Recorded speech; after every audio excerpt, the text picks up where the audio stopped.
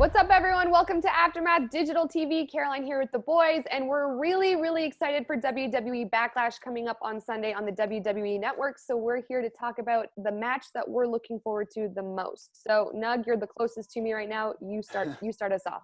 Honestly, I hate seeing the same match all the time, but it's still, I am really interested in Apollo Crews defending that U.S. title against Andrade. Yeah. I think those two have had amazing matches on Monday Night Raw, in tag matches, in regular matches, whatever. And I'm really looking forward to whatever happens in that match, because it's a chance for Apollo to cement that he's the U.S. champion, or it's a chance for Andrade to get back that title that he held for so long. It's going to be competitive, and it might be one of the best matches on the show.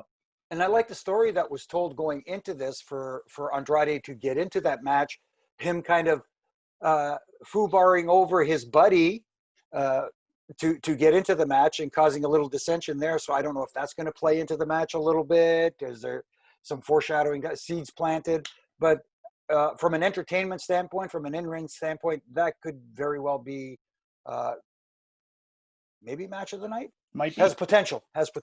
Yeah, and you're right. It really is going to cement the title for Apollo Crews.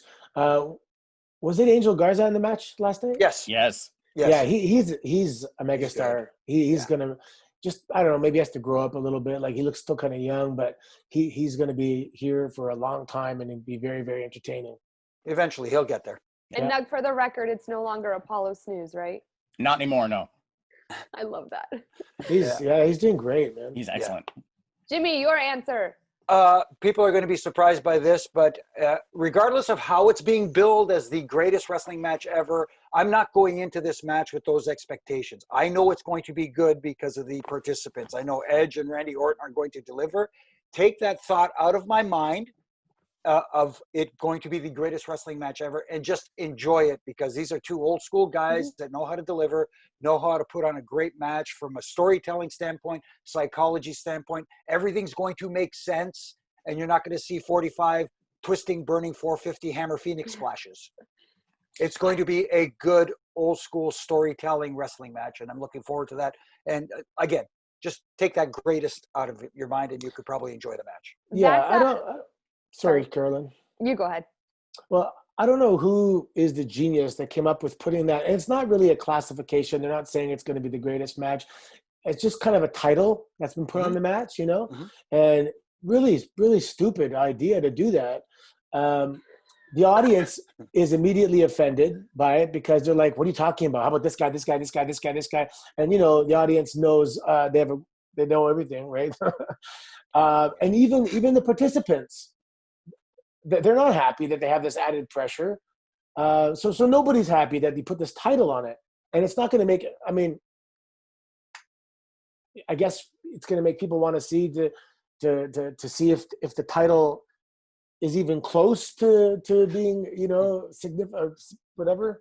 I'm honestly hoping that the entrances come, they announce it a million times on the microphone Sunday night that this is the greatest match of all time, and Edge rolls up Orton with a schoolboy in 4 seconds.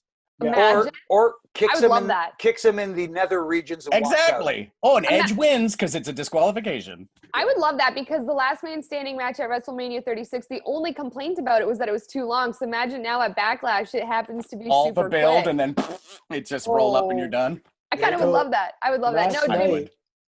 Last night when Christian and Edge were in the ring and they were having that heated discussion, I actually texted Edge today, because when Christian said, you have the anti-venom, for a second I thought they were like, I thought for a second they were going to pop and crack. And but they got, anyways, I texted him. I said, did you almost pop last night when he said anti-venom? What'd he say? He didn't get back to me yet. He left you on red. Oh, hold on. Oh, imagine he just got back to you. Here's breaking news. Here's a text from Edge. He goes, he couldn't say it, LOL. He kept saying, oh, Annie Venom. That was the cleanest version. Okay. Annie. That's funny. You remember Annie Venom? I love that. Yeah, I remember Venom's daughter from the comics. I knew there was something. I caught something at the moment when he said that. But that was okay. So there you go. Straight from the mouth of Edge. No, Jimmy, I agree with you. This is the one I'm looking forward to the most. I actually was a big fan of the last man standing match at WrestleMania 36. I'm excited to see how this one plays out. I just talked to Paige not too long ago. She was raving about both of these superstars and how amazing they are at telling a story. So I think that there's a lot of components that, a lot of us WWE fans will be looking forward to. And yeah, I like the little, the Christian and Edge on the Peep Show. I think it adds to it, a little bit more of stirring of the pot. So, and I just love Randy Orton. He scares me. He in like a good way, So I'm looking forward to it.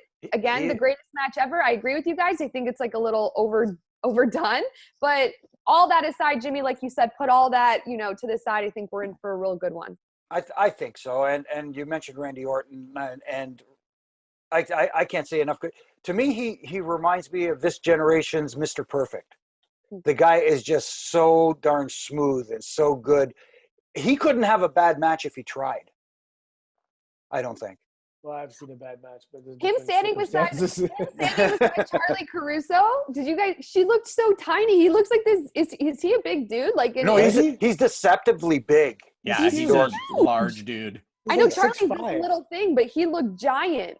Yeah, also, shout out to Charlie Caruso for saying, "What do you think?" And he tells her what he thinks, and then walks away. And she goes, "No, come back, explain." Yeah. She's great. Yeah.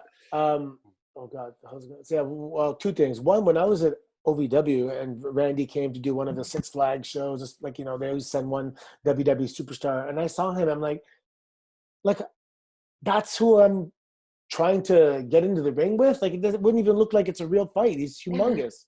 He's huge. And then Randy's closing in on 20 years. Yeah. That's crazy. I think it was 2003, 2004 he showed up. Mm-hmm. Yeah, right around there, yeah.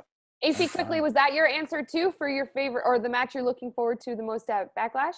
Nope. Drew and Bobby. I just think that Bobby's a legitimate threat, man. Like, this could be his time.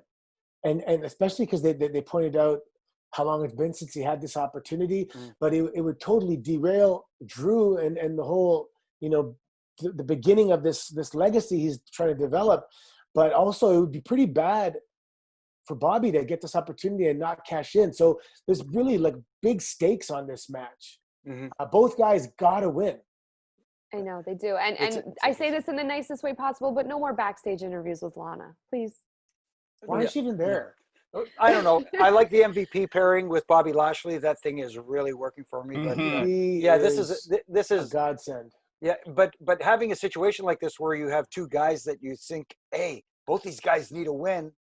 How do they get through this without hurting either's legacy? Anyway.